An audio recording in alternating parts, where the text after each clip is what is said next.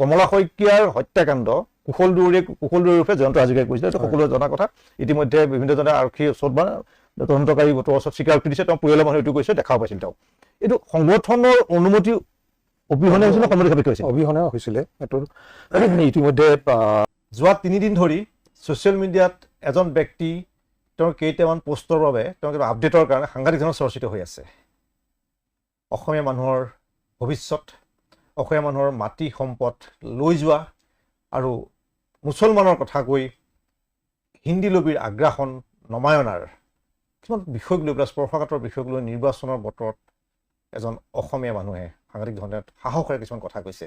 কথাখিনি যেন অসমীয়া মানুহৰ মনৰ কথা, যাৰ কাৰণে তেওঁ কথাখিনিলৈ বহু অসমীয়াই সমৰ্থন জনাইছে। তেওঁ আন কোনো নহয়, মৃণাল হাজৰিকা। প্ৰাক্তন আলফা হিচাপে তেওঁ পৰিচয় আছে, যিটো অসমীয়া মানুহৰ মাজতে থাকি অসমীয়া যিটো মানুহৰ জীৱন খুঁটি, তেওঁ চামিল হৈ আছে এজন অসমীয়া হিচাপে এটা পৰিচয় আজিৰ তাৰিখত। আলফাৰ 28 বেটেলিয়নৰ প্ৰাক্তন অধিনায়ক তেওঁ, এসময়ত উদ্ধৰ্ষ আলফা। আৰু এতিয়া জাতীয় স্বাভিমানৰ কথা কৈ নিৰ্বাচনৰ বতৰত গণতান্ত্ৰিক প্ৰক্ৰিয়াৰ প্ৰতি সন্মান প্ৰদৰ্শন কৰি তেওঁ কিছুমান কথা কৈ আছে। এই কথাখিনি আমি আলোচনা কৰিম ষ্টুডিঅ'ৰ মজিয়াত, প্ৰস্কান্তৰ মজিয়াত। আপোনাৰ মানে ফেচবুক আপডেটৰ সূত্ৰৰ ধৰি মই আপোনাক প্ৰথম প্ৰশ্ন কৰিব বিচাৰিছোঁ যে অসমীয়া মানুহৰ শক্তি ক'ৰবাত কমি আহিছে নেকি, আপুনি অনুভৱ কৰে নেকি? নিশ্চিত ৰূপত যেতিয়ালৈকে আলফা সক্ৰিয় হৈ আছিলে অসমৰ আৰ্থ সামাজিক ব্যৱস্থাটোত, তেতিয়ালৈকে অন্ততঃ অসমীয়া বিৰোধী শক্তিবিলাক নিয়ন্ত্ৰিত বা অলপ মানে কম্পমান হৈ আছিল, এটা সমীহ কৰি আছিল। আৰু যেতিয়াই আলফাই অস্ত্ৰবিৰতি কৰি মেলি পেলাই মূলসুঁতিলৈ গুচি আহিল, আৰু এতিয়া চুক্তি কৰি মেলি পেলাই চবেই আমি ঘৰাঘৰি গুচি আহিলোঁ আৰু এতিয়া সাধাৰণ জীৱন যাপন কৰি আছোঁ। এতিয়া যিহেতু কোনো সশস্ত্ৰ তৎপৰতা নাই বা কোনো তেনেকুৱা ধৰণৰ অন্যান্য যিবিলাক অৰাজনৈতিক সংগঠন বুলি কোৱা যায়, সেই সংগঠনবিলাকৰ কোনো সক্ৰিয়তা নাই। গতিকে এতিয়া ৰাইজৰ পক্ষত মাত মাতি পেলাই দৃঢ়ভাৱে এটা স্থিতি গ্ৰহণ কৰিব পৰা শক্তিয়ে নোহোৱা হ'ল। আৰু সেই নোহোৱা হোৱাৰ অৱস্থাটোত এতিয়া বিশেষকৈ অসমীয়া বিৰোধী বা জাতি বিৰোধী যিবিলাক শক্তি আছে, সেই শক্তিবিলাকে হেঁচা মাৰি ধৰিছে এফালৰ পৰা। সিয়ে আমি হিন্দী লবি বুলি কওঁ, সি বংগভাষী লবি বুলি কওঁ বা অন্যান্য কিবা লবি বুলি কওঁ, সকলোবিলাকে এতিয়া মানে মূৰ দাঙি উঠিছে আৰু কথাই প্ৰতি অসমীয়া বিৰোধী কিছুমান মন্তব্য দিবলৈ লৈছে, কাম কাজো কৰিবলৈ লৈছে। সেই ধৰণে ৰাজনৈতিক দলবিলাকেও যেন নিজৰ যিটো স্থিতি, সেই স্থিতিটো পৰিৱৰ্তন কৰিবলৈ বিচাৰিছে নেকি, সেই ধৰণৰো এটা কুচকাৱাজ চলা নিচিনা আমাৰ সন্দেহ হৈছে। সেইটো কাৰণতেই মানুহখিনি এতিয়া হতাশ হৈছে, অসমৰ খিলঞ্জীয়া মানুহখিনি হতাশ হৈছে, অভিভাৱক নোহোৱাৰ নিচিনা এটা অৱস্থা হৈছে। আৰু কোনো এটা শক্তিয়ে খিলঞ্জীয়া মানুহখিনিৰ পক্ষত দৃঢ়তাৰে কথা ক'ব পৰা মানে শক্তি নোহোৱাৰ নিচিনা এটা অৱস্থালৈ গুচি যোৱা বুলি পেলাই মানুহে অনুভৱ কৰিছে। আপুনি মানে আপোনাৰ দৃষ্টিত তাৰমানে ৰাজনৈতিকভাৱেও অসমীয়া নিশকতীয়া হ'ল? নিশ্চিত ৰূপত, কাৰণ ৰাজনৈতিক দলবিলাক যিবিলাক আছে, কোনো এটা ৰাজনৈতিক দলে আমি আজিলৈকে দৃঢ়ভাৱে ক'ব নোৱাৰোঁ যে এইটো ৰাজনৈতিক দলেই বা এইখন চৰকাৰে অসমৰ খিলঞ্জীয়া মানুহৰ পক্ষত বা খিলঞ্জীয়া মানুহৰ স্বাৰ্থত কাম কৰিছে বুলি ক'লে কোনো এটা ৰাজনৈতিক দলক আমি ক'ব নোৱাৰোঁ।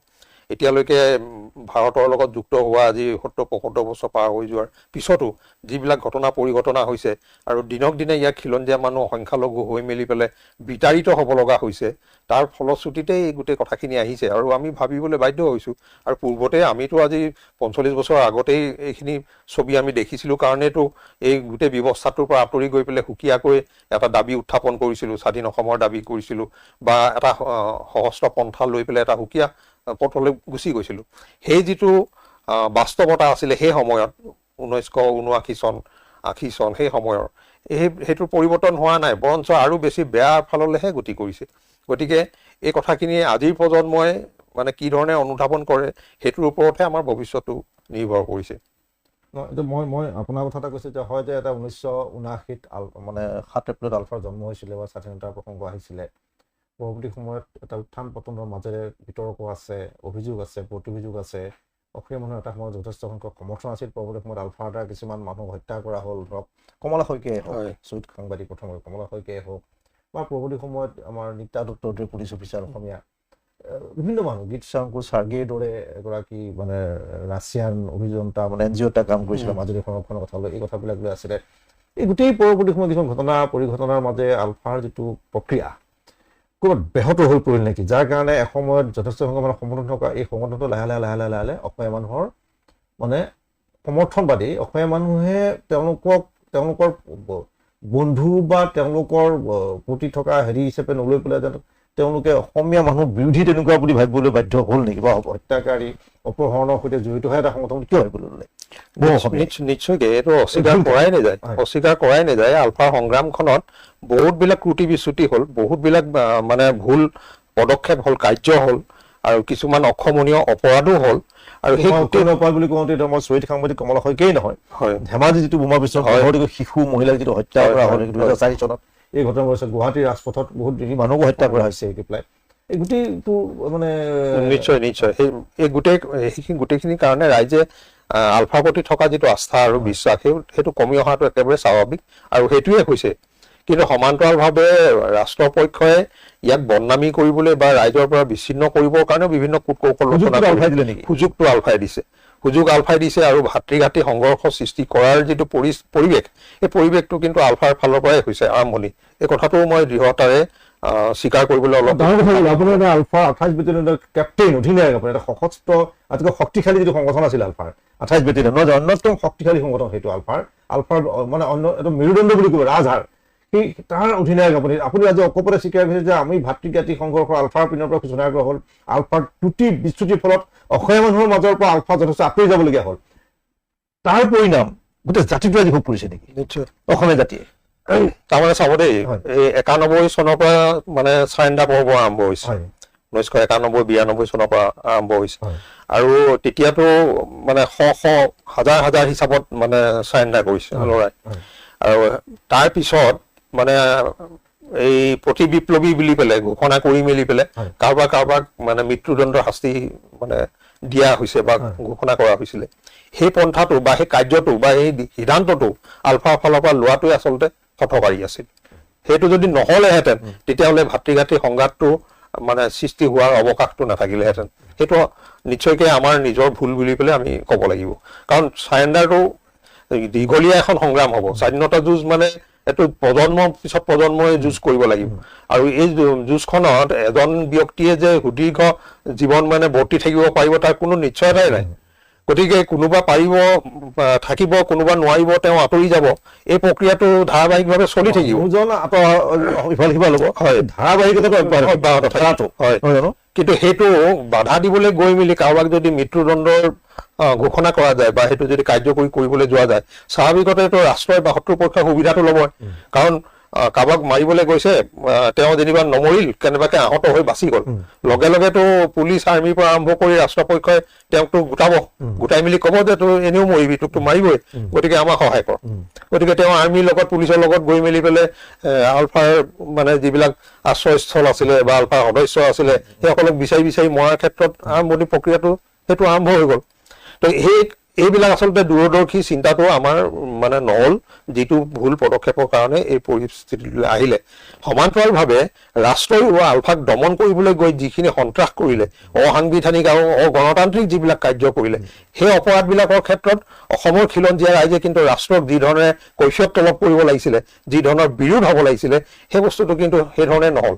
আলফাক যি ধৰণে বেয়া পালে সেইধৰণে কিন্তু ৰাষ্ট্ৰক বেয়া পোৱাটো মানে ৰাইজৰ ফালৰ পৰা সিমান তীব্ৰ হোৱা আমি নেদেখিলোঁ। হয়, কিছুমান অঞ্চলত প্ৰতিবাদ হৈছে, পুলিচ আৰ্মিৰ লগত সমানেই মানে ৰাইজে যুদ্ধ কৰিছে, যুঁজ বাগৰ কৰিছে, সেইখিনিলৈকে ঠিকে আছে। বহু জেগাত মানে শান্তিপ্ৰিয় প্ৰতিবাদকাৰীক গুলীয়াই হত্যাও কৰিছে, কাকপথাৰত একে দুটাই 10জনকে মানুহ গুলীয়াই হত্যা কৰিছে। এই গোটেই কাৰ্যবিলাকত মানে ৰাইজে এই যিটো অক্ষমনীয় অপৰাধ আছিলে ৰাষ্ট্ৰৰ, সেইটো কিন্তু পাহৰি যোৱা নিচিনা লাগে, খুব সোনকালে পাহৰি গ'ল নেকি। আৰু সেইখিনি ক্ষেত্ৰত আচলতে প্ৰকৃততে খিলঞ্জীয়া মানুহে দিল্লীক বা ৰাষ্ট্ৰ ব্যৱস্থাটোক আজিও ঘৃণা কৰিব লাগে সেইখিনি কাৰ্যৰ কাৰণে, বা সেইখিনি কৈফিয়ত আজিও মানে বিচাৰিব লাগে, কিন্তু সেইটো ৰাইজে পাহৰি যোৱা নিচিনা লাগে। কিন্তু আলফাৰ ক্ষেত্ৰত সেইটো যেন পাহৰি যোৱা নাই, তেনেকুৱা নিচিনা ভাৱ হয়। আলফাৰ বিৰোধী মানে যিটো চিন্তাধাৰা বা যি ধৰণৰ প্ৰতিবাদ সেইটো সজোৰে প্ৰায়টো হ'ল, কিন্তু একেখন ৰাষ্ট্ৰ বা সেইখন নীৰৱ হৈ থাকে। মই এটা কথা সুধিব বিচাৰিম আপোনাক, যে দুজন নেতা, এজন অৰবিন্দ ৰাজখোৱা, এজন পৰেশ বৰুৱা, এজন ৰাজনৈতিকভাৱে অৰবিন্দ ৰাজখোৱা সভাপতি আৰু সামৰিক শিবিৰৰ নেতৃত্ব, সামৰিকভাৱে এতিয়া আলফাৰ স্বাধীনৰ নেতৃত্ব পৰেশ বৰুৱা। গোটেই যিটো আলফাৰ এতিয়া যিটো অৱস্থা, মই কৈছোঁ ধাৰাবাহিকতাটো বা ধাৰাবাহিকটো থাকি যাব, মানুহ নোহোৱাই যাব, অৰবিন্দ ৰাজখোৱা, পৰেশ বৰুৱা বা আপুনি বা এই মানুহবোৰ নোহোৱাই যাব, কিন্তু এটা ধাৰাটো থাকি যাব। কিন্তু কেতিয়াবা এনেকুৱাও হ'ব পাৰে, আপুনি কথাটো মানি ল'ব লাগিব, পৰেশ বৰুৱা বিভিন্ন সাক্ষাৎকাৰ বা বিভিন্ন কথা বতৰা পাতি কথাটো কয় যে পৰেশ বৰুৱা নহ'লেও ধাৰাটো থাকিব। কিন্তু এটা কথা মই এটা কওঁ যে RCPI মুভমেণ্টটোৱেই হওক বা বিষ্ণুৰাম প্ৰসাদ কলাগুৰু বিষ্ণুপ্ৰসাদ ৰাভাই আৰম্ভ কৰা সেই সংগ্ৰামখনেই হওক, অৰূপ জ্যোতিপ্ৰসাদ আগতে মৃত্যু বাহিনীৰ জৰিয়তে যিটো আৰম্ভ কৰা সংগ্ৰামখনেই হওক, তাক একদম স্তীমিত হৈ আহি যে এটা পৰ্যায়লৈ আহি গ'ল। অথচ পৃথিৱীত বিভিন্ন ৰাষ্ট্ৰত কমিউনিষ্ট কাণ্ট্ৰবোৰ, ৰাছিয়াকে ধৰি চীনকে ধৰি কিউবা বা বিভিন্ন শক্তিশালী ৰূপত উত্থান যিটো আমেৰিকাৰ দৰে পুঁজিবাদী ব্যৱস্থাটোৰ কাৰণে প্ৰত্যাহ্বান হৈ পৰিছে। আৰু এই কমিউনিষ্ট ৰাষ্ট্ৰৰ লগতে এতিয়া ভাৰতে বন্ধুত্ব গঢ়ি তুলিবলৈ বাধ্য হৈছে বা ভাৰতে বন্ধুত্ব গঢ়ি তুলিবলৈ হৈছে বিভিন্ন কাৰণত। এই যে অৰবিন্দ ৰাজখোৱাৰ আত্মসমৰ্পণ নকৰা আলোচনালৈ আগবাঢ়ি অহাৰ পাছৰ সময়খিনি, আলোচনা আগৰ সময়খিনি, এইটো আপুনি কি মূল্যায়ন কৰিব তেওঁৰ ভূমিকাটো আলফা আজিৰ অৱস্থাত আপুনি থিয় হৈ পেলাই? চাওক, এই বিষয়টো আচলতে মই ব্যক্তি বিশেষ হিচাপে কাকো মানে কিছুমান নিৰ্ভৰ কৰে। তাৰমানে কথাটো এনেকুৱা যে আমি এটা আদৰ্শ লৈ মেলি পেলাই, মই ব্যক্তিগতভাৱে 25 বছৰ বেছি এটা আদৰ্শ লৈ মেলি পেলাই সংগঠনটোত আছিলো, এতিয়াও আছো। এতিয়া সংগঠনৰ সদস্য নহয় বা সংগঠনেই নাই, কিন্তু সেই আদৰ্শটো মই এৰি দিয়া নাই বা এৰিব নোৱাৰো। মই এইটো স্বাধীনতা, সেইটো আদৰ্শ মোৰ আছে, থাকিব, নমৰালৈকে থাকিব। বাধ্যত পৰি পেলাই আমি তাক মানে সাময়িকভাৱে মানে এৰাই চলিব লগা হৈছে বা মানে ক'ব পৰাকে বা তাক মানে আগবঢ়াই নিব পৰা কোনো সুবিধা নাই কাৰণে আমি মনে মনে বহি আছো, ঠিক আছে। কিন্তু মনৰ পৰা সেই বস্তুটো অভাৱ আপুনি অনুভৱ কৰে নিশ্চয়কে, কিন্তু মনৰ পৰা সেই বস্তুটো আমি উলিয়াই দিব নোৱাৰো, ত্যাগ কৰিব নোৱাৰো। প্ৰকৃততে যিয়ে আচলতে আদৰ্শৰ ওপৰত ভিত্তি কৰি পেলাই আলফা কৰিছিলে, তেওঁলোক কোনেও এইটোৰ পৰা আঁতৰি যাব নোৱাৰে। আৰু তেনেকুৱা যিসকল আছে তেওঁলোকে কেতিয়াও ৰাজনৈতিক দলবিলাক সংসদীয় ৰাজনীতিৰ লগত জড়িত হয় এই ধৰণে লেটিপেটিও কৰিব নোৱাৰে। কোনোবা ৰাজনৈতিক দলক সমৰ্থন কৰিলে, কোনোবা ৰাজনৈতিক দলৰ সদস্য হৈ গ'ল, কোনোবাই মানে ইলেকশ্যন খেলিলে, এই ধৰণৰ পৰ্যায়লৈ যদি প্ৰকৃততে তেওঁ আলফা আদৰ্শটোক লৈ মেলি পেলাই সংগ্ৰামত আছিলে, তেতিয়াহ'লে তেওঁ কেতিয়াও যাব নোৱাৰে। গতিকে আপুনি যিটো সুধিছে, আপোনালোকে ভুল আছিল নেকি যে তেওঁ যে আলোচনাটো আগবাঢ়ি গ'ল, সেই প্ৰক্ৰিয়াটো ভুল হ'ল নেকি?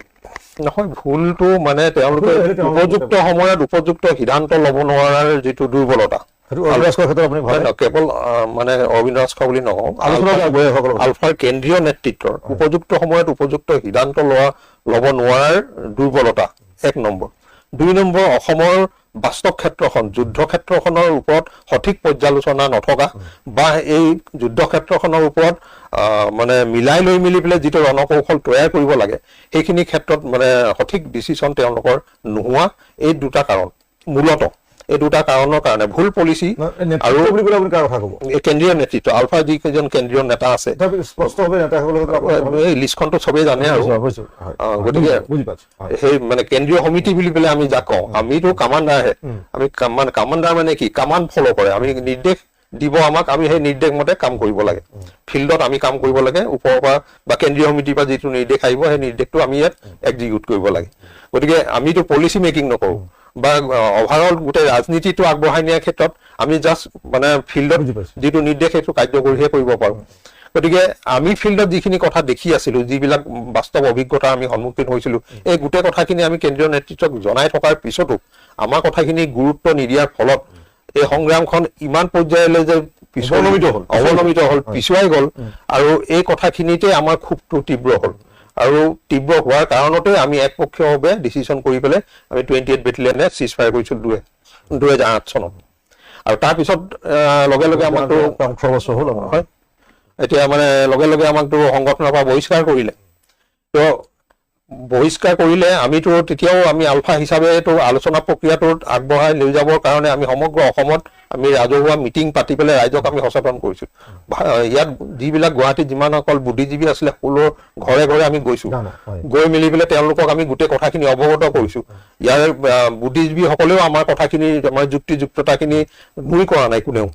আৰু আমি কৈছিলো যে 2টা পক্ষই কোনো চৰ্ত নিদিয়াকে আলোচনা টেবুলত বহিব লাগে, বহি লৈ মেলি পেলাই জাতিটোৰ অস্তিত্ব সুৰক্ষিত হ'ব পৰা এটা ব্যৱস্থা আমাক আনি দিব লাগে। যদি এইটো নকৰি পেলাই এই ধৰণে সংগ্ৰামখন চলাই যাব লাগে বুলি পেলাই আৰু যদি 20 বছৰ চলাই যাবলৈ বিচৰা যায়, তেতিয়াহ'লে অসমত মানে অসমীয়া বুলি জাতিটোও নাথাকিব, আৰু আলফা মানে সংগঠনটো ধৰি ৰখাটো এইটো মানে কোনো সম্ভাৱনা নাথাকিব। এই কথাখিনি কোৱাৰ পিছতো যেতিয়া কোনো মানে গুৰুত্ব নিদিলে, তেতিয়া আমি অতিষ্ঠ হৈ মেলি পেলাই চিজফায়াৰ কৰি পেলাই ওলাই আহিলোঁ। কিন্তু ৰাইজে আমি কোৱা এই কথাখিনিয়ে গ্ৰহণ কৰিলে। গ্ৰহণ কৰাৰ পিছত 2010 চনত যেতিয়া তেওঁলোক বাংলাদেশত ধৰা পৰি মেলি গুৱাহাটীলৈ আহিলে, অহাৰ পিছতো তেওঁলোকে সেই ধৰণেইতো আলোচনাত আগবাঢ়িলে। কিন্তু সেইটো সময়ত ধৰা নিদিয়া আগতেই আমি কোৱা কথাখিনি যদি তেওঁলোকে গ্ৰহণ কৰিলেহেঁতেন, ঠিক আছে, আমি জুনিয়ৰ মানুহ, জুনিয়ৰ হলেওতো আমি যুদ্ধক্ষেত্ৰত আমিহে আছো, তেওঁলোকতো বাহিৰত আছে। তো ভালকে দেখিছো আমি, ভালকে পৰ্যালোচনা কৰিব পাৰিছো আমি, ভালকে অভিজ্ঞতা আহৰণ কৰিব পাৰিছো আমি।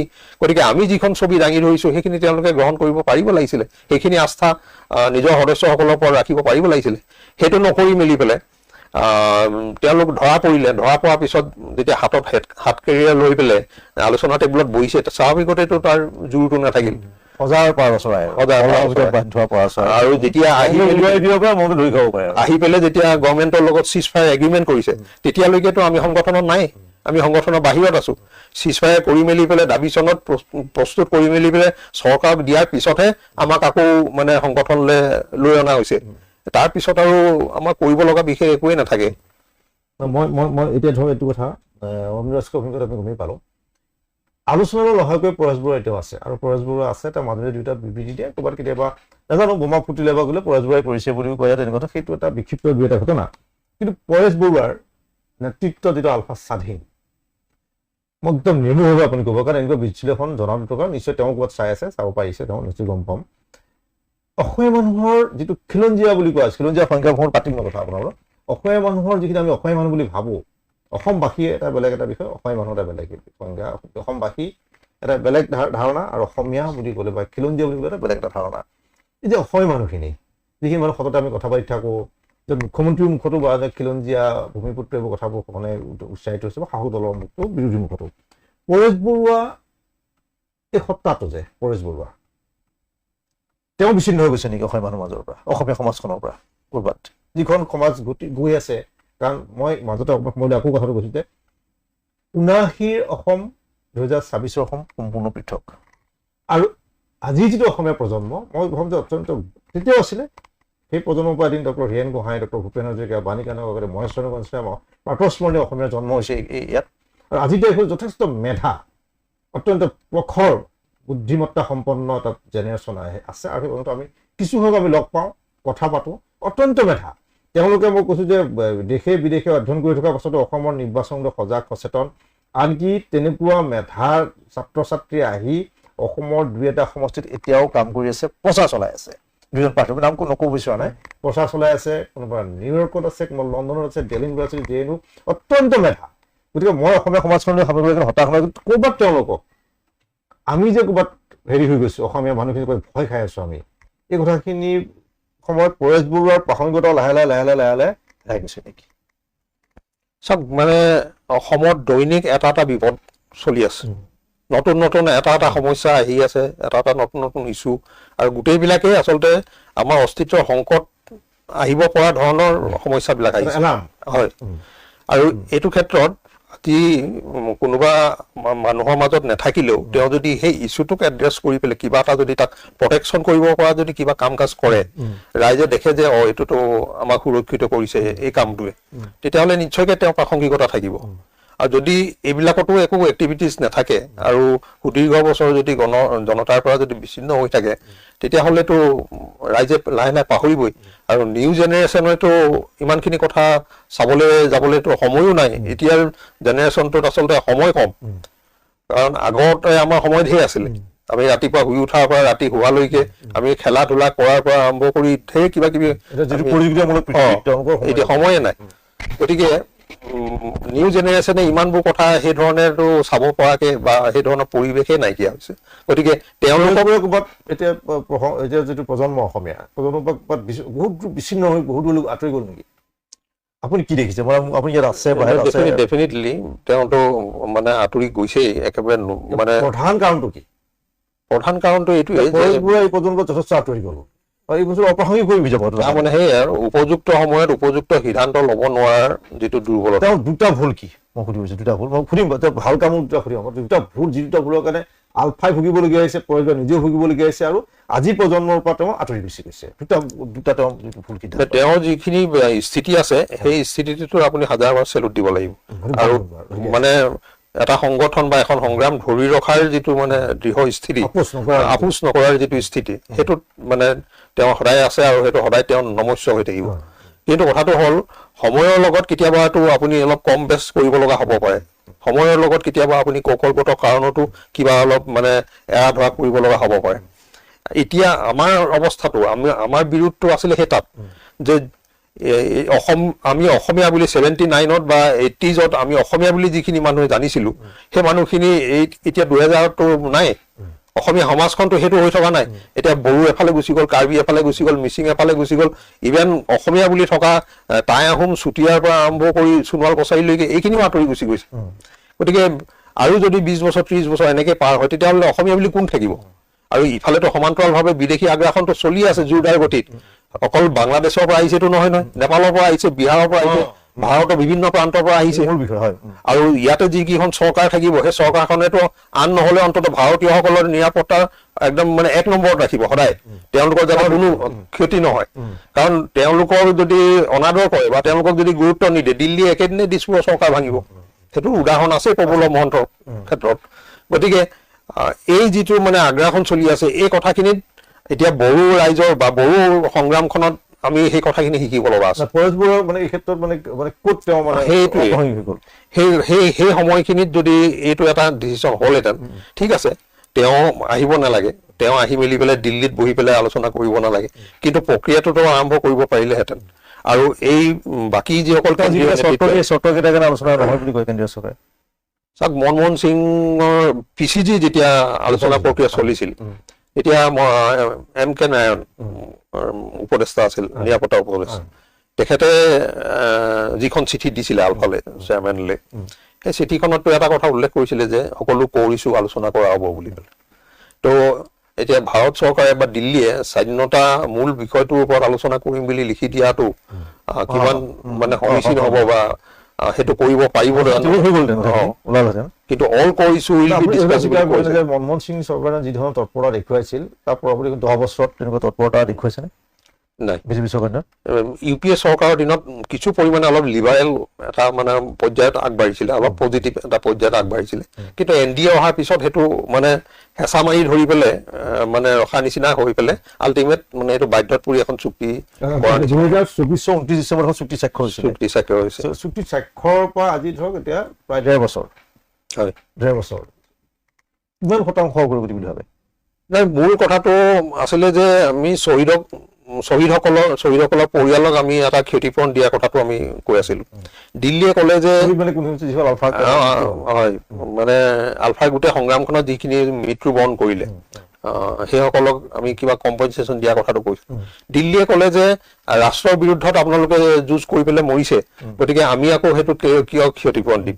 সেইটো ক্ষতিপূৰণ দিয়া মানে আমি স্বীকৃতি দিয়াহে হ'ল মানে সংগ্ৰামখনক, গতিকে আমি সেইটো কৰিব নোৱাৰো। তেতিয়া অসমৰ মুখ্যমন্ত্ৰীয়ে ক'লে যে ঠিক আছে, সেইটো আমি ৰাজ্য চৰকাৰে আমি দিম, আমি এইটো নিজৰ মাজত পাতি লৈ পেলাই আমি সেইটো ব্যৱস্থা কৰিম।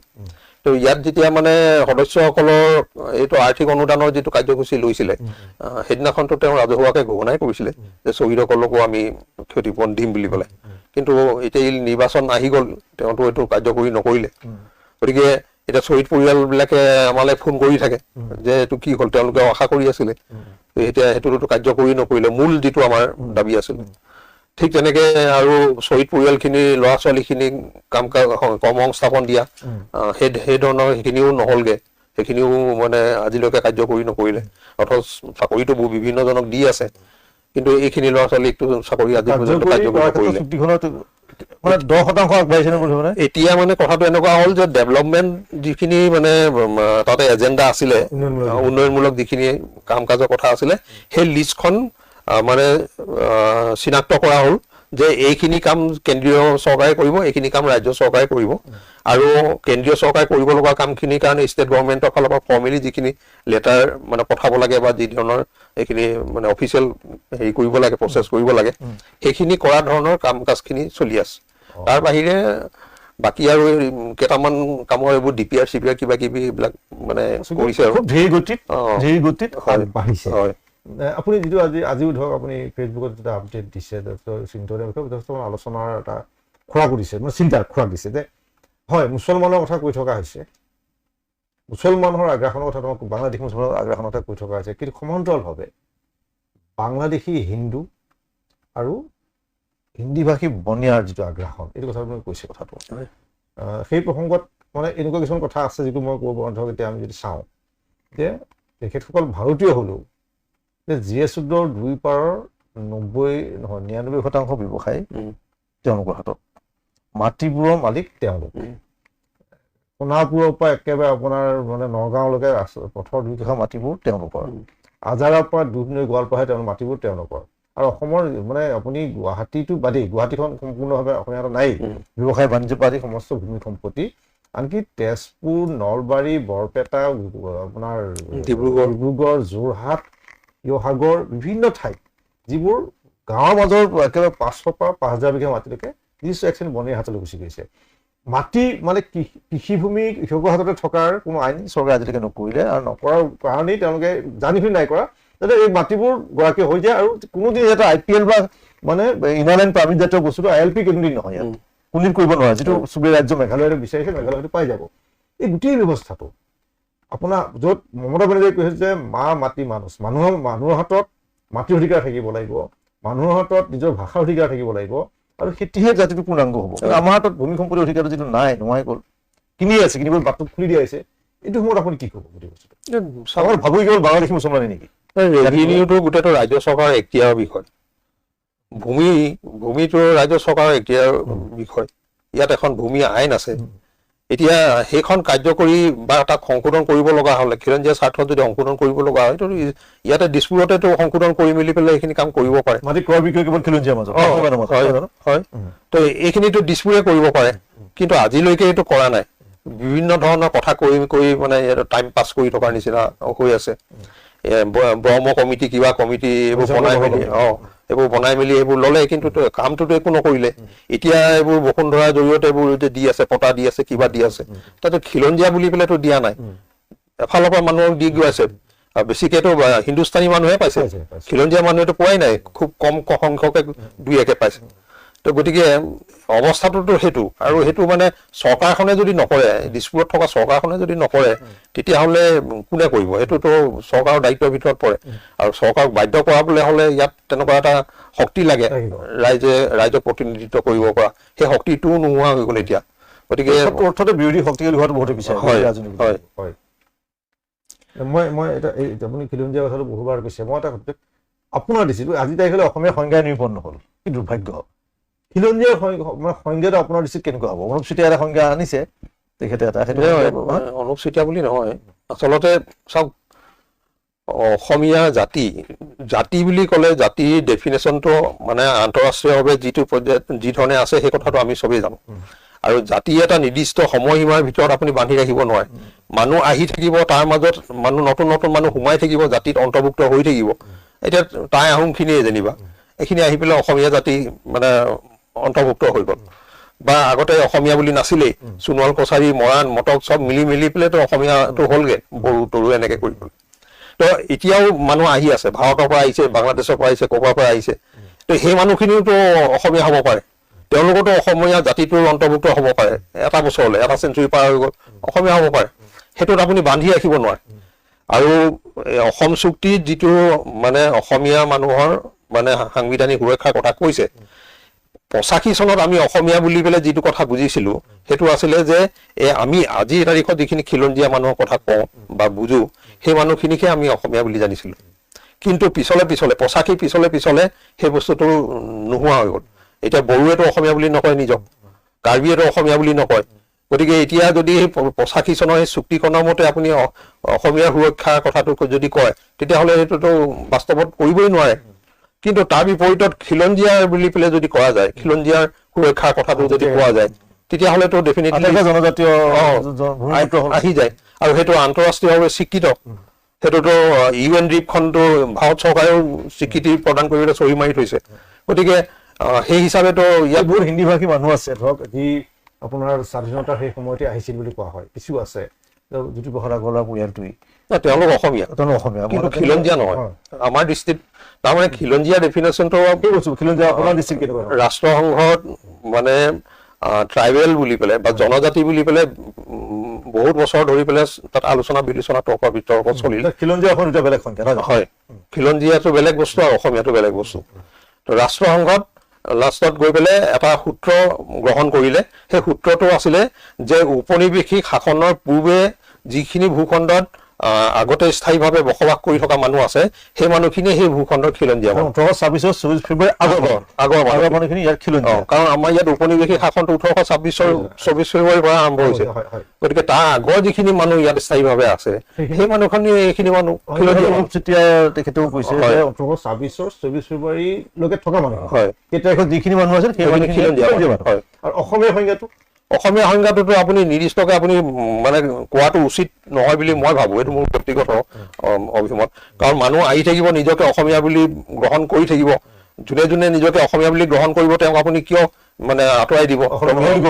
নহয় বুলি কেলে আঁতৰাই দিব? সেইটোতো উচিত কথা নহয়। গতিকে অসমীয়াটো জাতিটো হৈ থাকিব। এই প্ৰসংগত মই একদম মানে হেৰি কৰি গোটেই বছৰত মই কোনো বায়াছ নহয়, কোনো মানুহকে মই এটা হেৰি কৰিব বিচাৰিছোঁ সকলোৰে প্ৰতি এটা, যে আমাৰ মধ্য গুৱাহাটীৰ যিগৰাকী প্ৰাৰ্থী কুন্তি চৌধুৰী জাতীয় পৰিষদৰ বা বিৰোধী মৰ্চাৰ আৰু শাসক দলৰ বিজেপিৰ প্ৰাৰ্থী বিজয় গুপ্তা। এই বিজয় গুপ্তাক লৈ আচলতে সামাজিক মাধ্যমত কেতবোৰ বিৰোধ মন্তব্য বিভিন্ন প্ৰচাৰ কৰিছে। অৰ্থাৎ ভালো নহয় কিন্তু আমাৰ কাৰণে যে এজন মানুহ তেওঁ অসমত আছে, তেওঁ যি অসমীয়া বুলি ক'ব বিচাৰিছে, তেওঁ ভাষাগত কিছু বিভ্ৰাট আছে, তাৰ বাহিৰে তেওঁ কোনো কথা নাই। হয়তো চেষ্টা কৰিব নিশ্চয়, তেওঁ পাছৰ প্ৰজন্মই কি কৈছে আমি নাজানো। সেই কথাটো সম্পৰ্কত কি কয় আপুনি? চাওক, এইটো আচলতে পৰিকল্পিতভাৱে কৰা হৈছে। এই যে ডিলিমিটেশ্যন কৰা হ'ল, ডিলিমিটেশ্যন কৰোঁতে মধ্য গুৱাহাটী গোটেই মানে যিটো জনগাঁথনি সেইটো সেই ধৰণে তৈয়াৰ কৰা হ'ল। খিলঞ্জীয়া মানুহখিনিক সংখ্যালঘু কৰি লোৱা হ'ল, সংখ্যালঘু কৰা হ'ল। আৰু অঞ্চলটো কোনটো? ফাঁচী বজাৰ ব্যৱসায়িক মানে পীঠস্থান, যিটো সমগ্ৰ অসমৰ যিটো মানে ব্যৱসায়িক যিটো কেন্দ্ৰ, সেই কেন্দ্ৰটোত এই মানুহখিনিৰ যিটো নিয়ন্ত্ৰণ আছে। গতিকে ডিলিমিটেশ্যন কৰোঁতেই এই বস্তুটো তৈয়াৰ কৰি লৈছে। ইয়াত খিলঞ্জীয়া মানুহখিনিক সংখ্যালঘু কৰি লৈছে। গতিকে চিন্তাটো সেই তেতিয়াৰ পৰা আছে। ইয়াত পাৰ্মানেণ্টকে তেনেকুৱা এইখিনি মানুহকে মানে প্ৰতিনিধিত্ব কৰাৰ সুবিধাটো ঠিক তৈয়াৰ কৰি লৈছে চৰকাৰখনে। আৰু সেইটো কাৰণে এইবাৰ বিজয় গুপ্তা হৈছে, অহাবাৰ কোনোবা বেনাৰ্জী এজন হ'ব, কোনোবা দে এজন হ'ব, বা তেনেকুৱাকে চলি থাকিব। এইটো বস্তু তেওঁলোকৰ কাৰণে মানে এই তৈয়াৰ কৰি দিছে এইটো। গতিকে এইটো চৰকাৰৰ পলিচি যিটো মই আপোনাক কথা পাতিলো বা আপোনাৰ ফেচবুক বুলি নহয়, আমি যিটো আমি অসমীয়া মানুহ হিচাপে বা ইয়াৰ আমি মানুহ হিচাপে খিলঞ্জীয়া মানুহ হিচাপে এটা বস্তু আপুনি মন কৰে বা আপুনি অনুভৱ কৰেনে যে অসমত জাতীয়তাবাদী শিবিৰৰ শক্তি লাহে লাহে কমি আহিছে? স্পষ্টকেতো আচলতে নেতৃত্বৰ সংকট। জাতীয়তাবাদৰ নামত যিসকলে নেতৃত্ব দিবলৈ গৈছে, সকলোবিলাক নকওঁ, বেছি সংখ্যকে আপোচমুখী আৰু দালালি কৰিছে, বিক্ৰী কৰে। জাতীয়তাবাদ বিক্ৰী কৰে। জাতীয়তাবাদক সন্মুখত বেনাৰ এখন বা পোষ্টাৰ এখন তেওঁলোকে দৰদাম কৰে। একদম এই নেতাবোৰৰ কাৰণে আজি জনজাতীয়কৰণ নহ'ল, আজিলৈকে নহ'ল। এই নেতাবোৰৰ দালালি, ২ নম্বৰী, আৰু যিটো কথা অখিল গগৈয়ে কৈছে, তেওঁলোকক অলপ খুৱাই বুৱাই দিল্লী দখল কৰাৰ পাছত তেওঁলোকে গোটেই জাতিটো ঠিকা লৈ পেলাই তেওঁলোকে গোটেই বস্তুটো কৰে। একদম কথা যিটো কথা সাংবিধানিক ৰক্ষা কমিছনৰ যিটো প্ৰসংগ আছিলে, তাত বিশেষজ্ঞ সমিতি কেন্দ্ৰীয় চৰকাৰ গঠন কৰি বিশেষজ্ঞ সমিতিয়ে ৭৫% খিলঞ্জীয়াৰ কাৰণে সমষ্টি সংৰক্ষণৰ কথা কৈছিলে। এই বিষয়ে নহ'ল। নোহোৱাৰ পাছতো কিন্তু আমাৰ যিটো জাতীয়তাবাদী দল সংগঠন, ছাত্ৰ সংগঠন বিশেষভাৱে দেই, নিশ্চুপ তেওঁলোক ধৰা পৰি যোৱাৰ পাছতো তেওঁলোক লাজ লগাই নিছে। আপুনি মানি লয়? হয়, এই শক্তিবোৰক আজি কি কৰা উচিত বুলি ভাবে আপুনি? নাই, আজি কিছুদিনৰ আগলৈকেতো ইমান প্ৰতিবাদ হৈ আছিলে, ৬ জনগোষ্ঠীৰ কাৰণে ইমান প্ৰতিবাদ হৈছিলে, কিন্তু হঠাৎ নাইকিয়া হৈ গ'ল। নিৰ্বাচনৰ আগে আগে হঠাৎ নাইকিয়া হৈ গ'ল। তাৰ কাৰণটোনো কি? যদি আপুনি ব্যক্তিগতভাৱে যদি সোধে, কোনেও স্পষ্টকে একো উত্তৰ নিদিয়ে। হয়, গতিকে এইবিলাক এনেকে চলি আছে। সেইটো কাৰণে গোটেই মানুহখিনি যে হতাশ হৈছে, যে খিলঞ্জীয়া মানুহ যে হতাশগ্ৰস্ত হৈছে, তাৰ কাৰণটোৱে হ'ল এইটো। গতিকে আশাটো আমাৰ এইটোৱে, অলপ আগতে আপুনি যে ক'লে নিউ জেনেৰেশ্যনৰ এইখিনি যে এতিয়াও আছে, কাম কৰি আছে, এই চামটোৱে কেনেবাকে যদি আহি মেলি লিড কৰে আৰু তেওঁলোকে যদি এটা সঠিক দিশত যদি বস্তুটো ধৰিবলৈ বিচাৰে তেতিয়াহে যদি কিবা এটা গতি ল'ব পাৰে আমি বিলাকে সেইটো আশাতেই জীয়াই আছো মই শেষলৈ আহিছোঁ ধন্যবাদ মই শেষলৈ আহিছোঁ মৃণাল হাজৰিকা ডাঙৰীয়া মই এটা প্ৰশ্ন কৰিম এই যে ধৰক আমাৰ সংবিধান ৰক্ষা কবচ চুক্তি ৰূপায়ণ অসম চুক্তি বিভিন্ন কথা লৈ জাতীয় দল সংগঠন বুলি যিবোৰে কয় সকীয়াই দিয়ে আমি শেষ সকীয়ন এই কথাবোৰ কৈ কৈ কৈ কৈ সেই আমি ৭৯ বা ৮৫ পৰা ২০২৬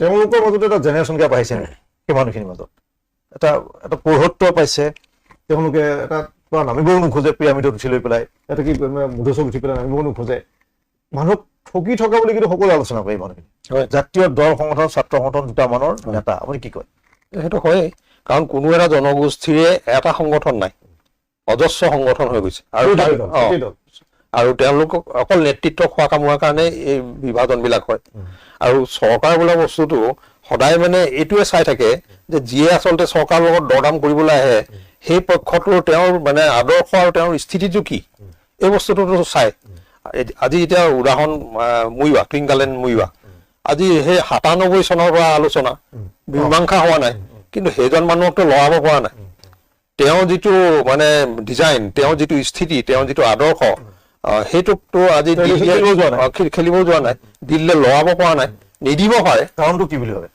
সেইটোৱেই তেওঁক যে কিনিব নোৱাৰে দিল্লীয়ে কিনিব নোৱাৰে সেই নেতাসকলক যে কিনিব নোৱাৰে সেইটোৱেই মানে ৰৈ আছে মৰি যাব কিন্তু মানে আদৰ্শ বিক্ৰী নকৰে নিজৰ যিটো সন্মান সেইটো মানে লঘু হ'বলৈ নিদিয়ে মানে মই যিটো আপোনাৰ কথা বুজিবলৈ যে মানে সেই বস্তুটো অসমৰ কোনো নেতাৰ গাত নাই নাই তেওঁলোকৰ মানে আপুনি নাগালেণ্ডৰ কথাই কওক মেঘালয়ৰ কথাই কওক মণিপুৰ বা মিজোৰাম আপোনাৰ অৰুণাচল তাৰ যিবোৰ জাতীয় দল সংগঠন আছে তেওঁলোকে কিন্তু নিজৰ মানুহখিনি নিজৰ ভূখণ্ডক লৈ অত্যন্ত সচেতন আৰু সেইটো কোনো ক্ষেত্ৰত বিষয়টো আপোচ নকৰে আপোচে নকৰে তেওঁলোকৰ তাৰ বিপৰীতে অসমত যিবোৰ দেখিছোঁ আমি এই যে ছাত্ৰ নেতাবোৰ তথাকথিত স্বয়ংভূ বুলি কৈছোঁ সেইবিলাক তেওঁলোকে বাৰে বাৰে জাতিটোক বেচিছে বাৰে বাৰে জাতিটো কিনিছে এই ধৰণৰ কামত চলি আছে ধন্যবাদ মৃণাল হাজৰিকা ডাঙৰীয়া আপুনি যথেষ্ট সময় দিলে আপুনি কেতিয়াবা অত্যন্ত মানে সকলো শুই থকা বুলি নহয় বহু মানুহ শুই থকাৰ সময়ত আপুনি খাই থাকি কেতিয়াবা মানে ছ'চিয়েল মিডিয়াৰ জৰিয়তে আলোচনাৰ কাৰণে কেতিয়াবা প্ৰসংগ আনি দিছে তাৰ হাত ধৰি আমি কথাখিনি পাতিলোঁ আৰু আপুনি মুকলিও কিছু কথা ক'লে যে আলফাৰ ভুল হৈছে পৰস্পৰৰ ক'ত ভুল হৈছে কিন্তু ধাৰা সত্তা এটা ক'ত আছে জাতীয় দল সংগঠনৰ বেছি ভাগৰেই সাক্ষী জনজাতিকৰণৰ ক্ষেত্ৰতেই হওক জাতীয় ইছ্যুবিলাকৰ ক্ষেত্ৰতেই হওক চুক্তি ৰূপায়ণৰ সংবিধান ৰক্ষা কবচৰ ক্ষেত্ৰতেই হওক তেওঁলোকে খালি ডিস্কত বহি চাহ আৰু বেছিক কথাটো হ'ল চেণ্টিমেণ্টটো যেতিয়ালৈকে থাকিব সেই মানুহজন ঠিক হৈ থাকিব চেণ্টিমেণ্টটো যদি লগ চগ মানে লগ ফগ হয় তেতিয়াহ'লে সেইজন মানুহ আৰু কেতিয়াও নেতা হৈ দেখা পাইছোঁ আমি সেইটো দেখিছোঁ আপুনি মই সকলোৱে দেখা পাইছোঁ ধন্যবাদ আমাৰ অনুষ্ঠান চাই থকাৰ বাবে আমাৰ দৰ্শকৰ প্ৰতি আমি ধন্যবাদ জনাইছোঁ